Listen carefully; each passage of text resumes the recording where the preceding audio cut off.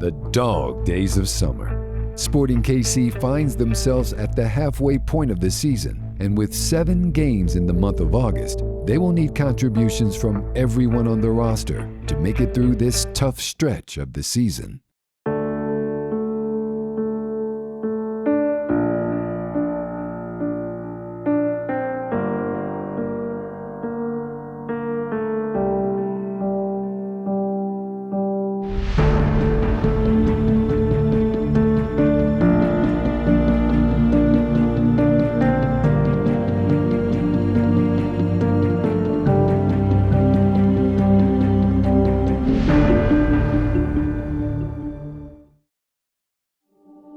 With 9 points from their last 4 road games, SKC has proved to be road warriors in 2021.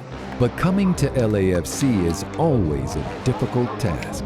But Sporting has shown they are ready for anything. Hey, let's enjoy it tonight. Let's make sure right now as a group, we commit to the first 15 minutes. We're the best when we start on the front foot, right? Start out being aggressive. Commit right now to start with the warm-up. But as a group, first 15 minutes, come on. Let's go. Be in it. Win on 3. 1, 2, 3, win! Come on. Go! Let's go, boys, huh? Let's go, huh? Bring it back, positive. Great result here if we get one. Get back in the path tonight, huh? Tonight.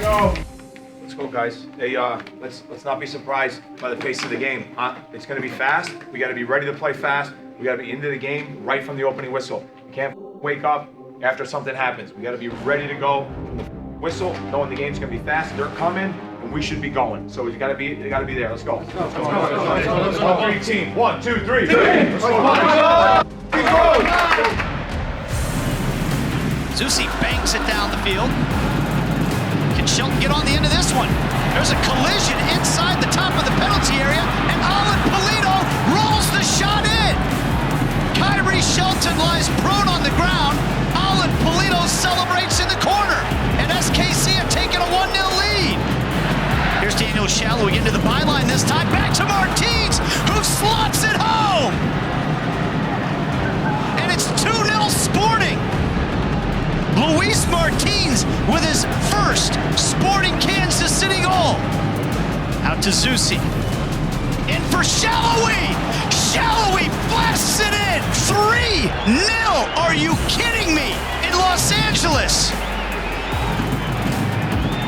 Bob Bradley is bemused. What a start here for Sporting Kansas City. We gotta get the next one, come on. Very well done. 0-0. Do not relax. Do not relax. Do not slow the ball down. The ball. Listen, guys. Don't go out there with anything other than, look, we're 0-0. Excuse me. It's nothing. We're on. We got to come out. We got to be ready. They're going to come fast. They're going to try to get one to get some momentum. Our heads got to be in the game right away. Don't let them in the game.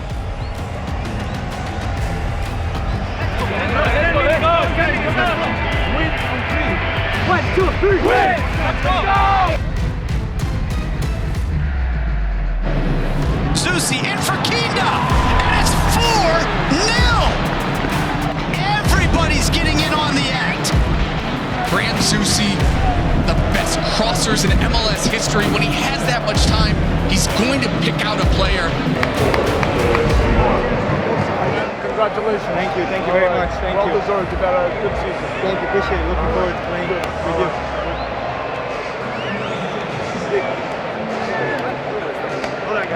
I didn't even know you could hit a ball. I told you in the corners, put me inside. He told me always wait. Exactly, he did. Because I'm the best in the air. How do you say possessed? Possessed. They don't know me. They're gonna know me. Boys, that time of the trip again. We have 2 congratulations in order tonight. So first one, we have Peter, 200 wins as coach. So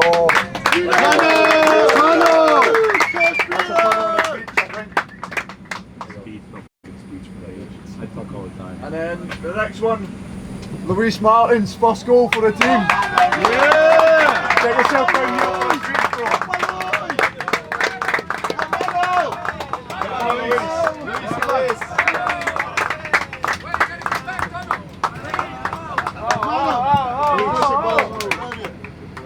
on, Luis. And after 16 tries with my left foot, finally I got with the right, so that's it. Congrats on the win for everyone. Very good. Thank you. Good man. Good man. My name is Kurt Andrews. I'm the Director of Sports Medicine here at Sporting Kansas City. I've been here now for 4 years. As the Director of Sports Medicine, I'm in charge of just overseeing the immediate healthcare of all of our athletes, first team all the way down to the academy teams, and managing all the staff members that are part of this team.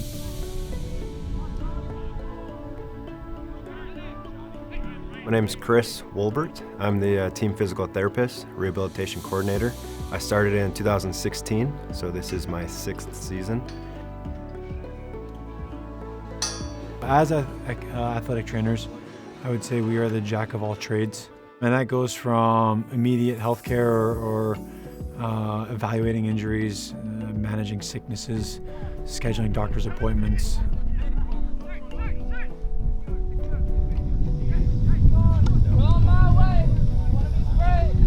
The medical staff in general, we all kind of work together.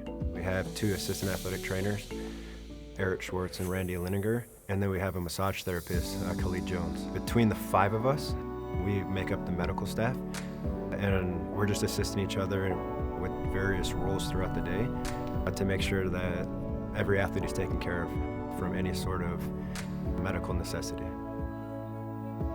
You're kind of the first eyes or first hands on an athlete when something occurs. Now that could be here at the facility, at a game, or even at home. You get the late night phone calls with kids being sick, wife being sick, family members in town being sick, and you're kind of just triaging or managing where people need to go or who they need to see doc-wise, and then communicating all these types of things to coaches so at least everyone's on the same page.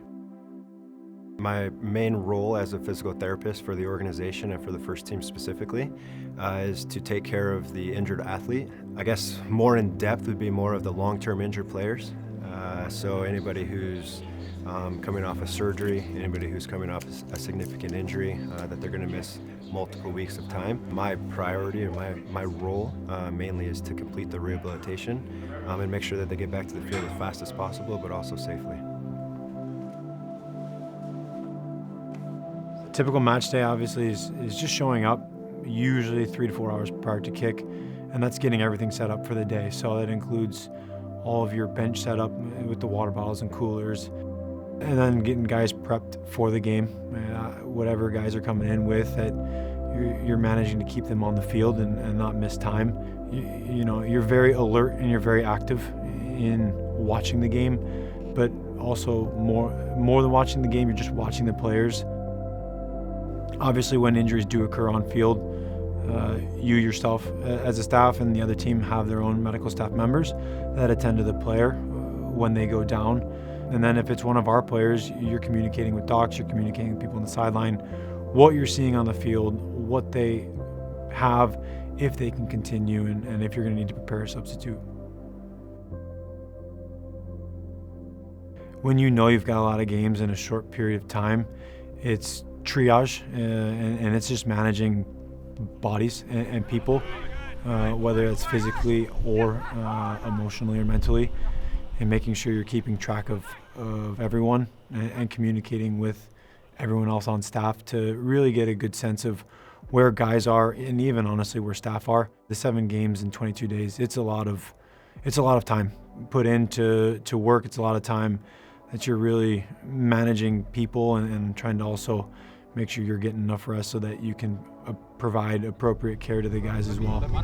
It's a unique relationship. We get to spend a lot of time with the players, day in and day out. They come to us for a lot. They trust us with the care of their family. So we build a close relationship with the athletes, but in the same time, it's business. The athletes need to be on the field. They need to perform on the field. End all be all, we have the same goal and make sure they're back on the field, but we also keep it pretty light in the training room because sometimes some of these longer-term rehabs or some of these longer-term injuries can take a toll psychologically. You become really close to them. You learn about, like I said, we learn about their family, they learn about our family, and you create a special bond just working with them day in and day out. At least in this given stretch, we've had 7 games in 22 days, so you see a lot of each other. That goes with your staff members that you work with and the players. You've got just a really unique family. To see the athlete spend weeks or months with myself or with the medical team recovering from an injury, that when they step on the field for the first time following an injury, it's almost as if we're there with him. It's very emotional for us and them to see them back on the field, and all we want to do is see them succeed, and anything that we can do through that process, through the rehabilitation or any treatments that we provide on the medical side that helps them get back to the field, is just overall very rewarding for us. It's always been one of those when you go to the games and you see the seat and you do the clapping. I never thought that I would be on the other side of it. And then all of a sudden when you're the family, you're on the Victory Project, it gets you. 20,000 people chanting your name and being up on the big screen. I've never really had an experience quite like that. Welcome, John, and enjoy the match. John has been a very active 13-year-old. Last year he was playing club soccer. During one of the practices, another player and him kind of had a collision in the side of his right knee. It was bruised, it was sore. It just never went away. Suddenly one day, several months later, after things weren't getting better, went to the chiropractor and he noticed that there was a lump now in his leg and it was hard, and he said, something's not right here, we need to get this looked at. So that led to going to our pediatric doctor, getting an MRI, and sorry.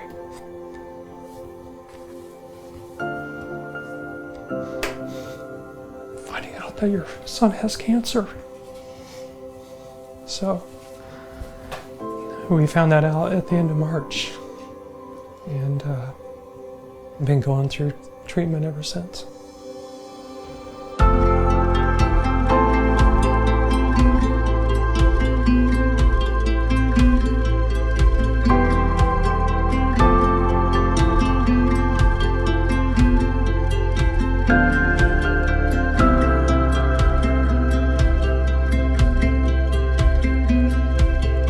The rotation plasty is really the only option we had where I could still be active and be able to sprint and run and play soccer. I would like to strive to be one of the first professional soccer players with a prosthetic, and I've always wanted to play for Sporting at some point.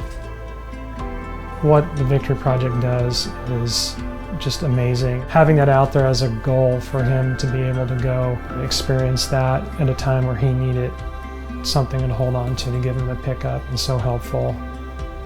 It was really awesome to, after the game, get that big card and see all the people from the Cauldron signing it and saying not just stuff like you're doing great, like saying stuff like you're my hero, and it really kind of lifted me up and such after having that rough 2 weeks. I got to go to the Compass Minerals facility and sit there and watch the players practice, and then they came over and took a picture with us, and I got to chat with them and meet some of them, and probably the most memorable one was Ilie sat there and talked with me for probably a good 15 minutes, and that was really awesome. We didn't know a lot about Ilie until the day of the practice, and it meant a lot to me as mom to see him really wanting to hear from John. Sometimes when you're fighting cancer, you just feel like you're alone and there's not really people out there. You don't really hear enough good stories about people beating cancer.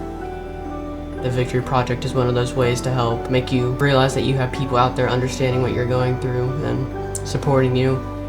It's a way to get these good cancer stories of people beating cancer and showing it who's boss.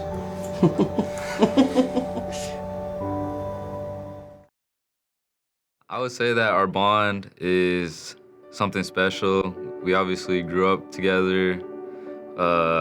I would always watch him play soccer as a young kid. I think he played a big role.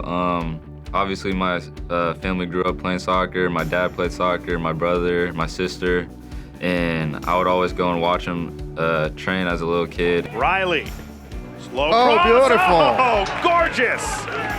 The equalizer. Riley to the captain, Duke. With our relationship, you know, he was always looking up to me, and now it's kind of cool to sit back and, you know, watch him do his thing and develop. It's funny because I get nervous and anxious for my own games, you know, going into it, but sitting in the stands, I don't think I've ever been more nervous in my life. On July 18, 2019, a new face arrived on the scene. What did you learn just from watching him work as a pro and be a part of the organization? Well, I mean, I've always looked up to my brother. I learned from him a lot.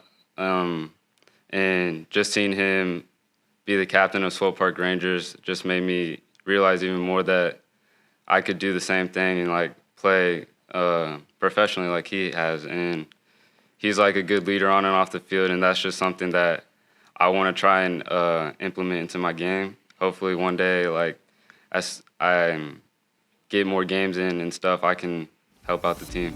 Obviously, him being a pro, he has a lot of experience, and he just taught me some of the things that helped him along the way. And I think some of the advice that's been really helpful is just pushing myself, doing a lot of the extra work, and just trying to outcompete your opponent. And I think that's been really helpful, and I'm still trying to work on those things each and every day. But I think as time goes on, it'll be more routine, and hopefully it'll lead to more success.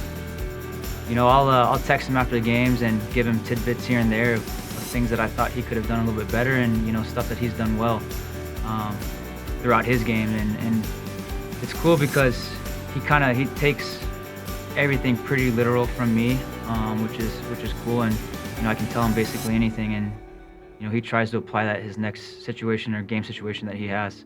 So it's really fun to kind of help him along the process from the experiences that I've gained throughout my career.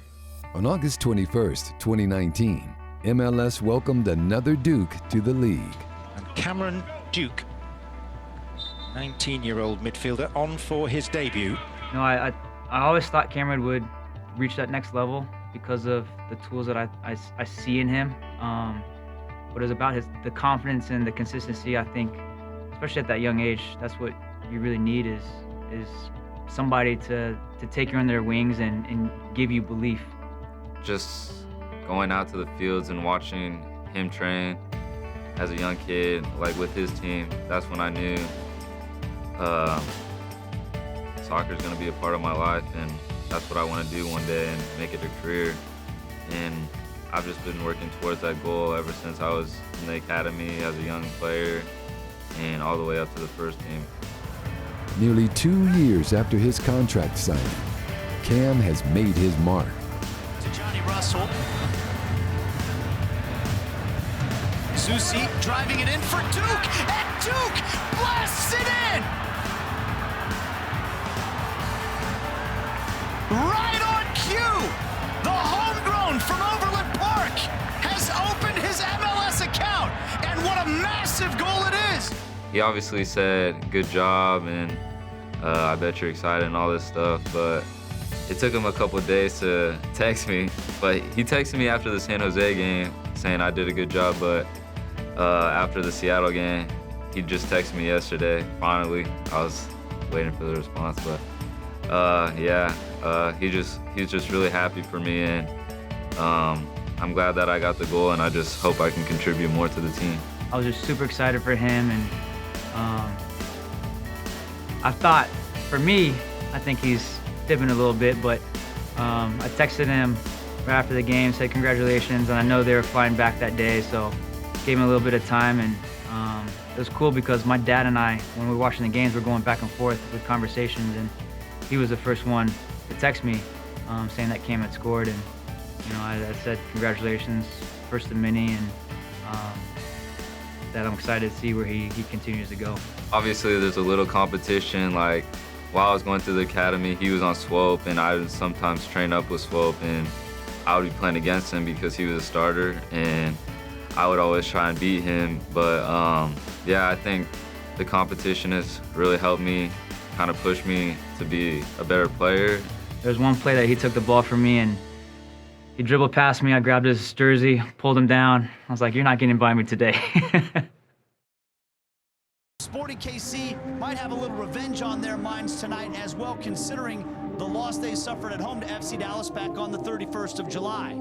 Sporting Kansas City, excellent on the road over the past 2 seasons, but FC Dallas, especially right now as they're playing some really good soccer, and at home, they're always dangerous. It's a very tough place to go down there in that heat as well. Big game here tonight. I do know that every game, the one thing you have to bring is you have to bring the work, the battle, the fight. And that's what this game needs first and foremost. It needs that. We have the other. I'm not saying we don't have that other one, but sometimes at all teams, they don't bring it right away or they wait. This is a game where from the opening whistle, we've got to come to fight and battle, and all the other stuff that we have is all there. Okay? Let's go. Come on.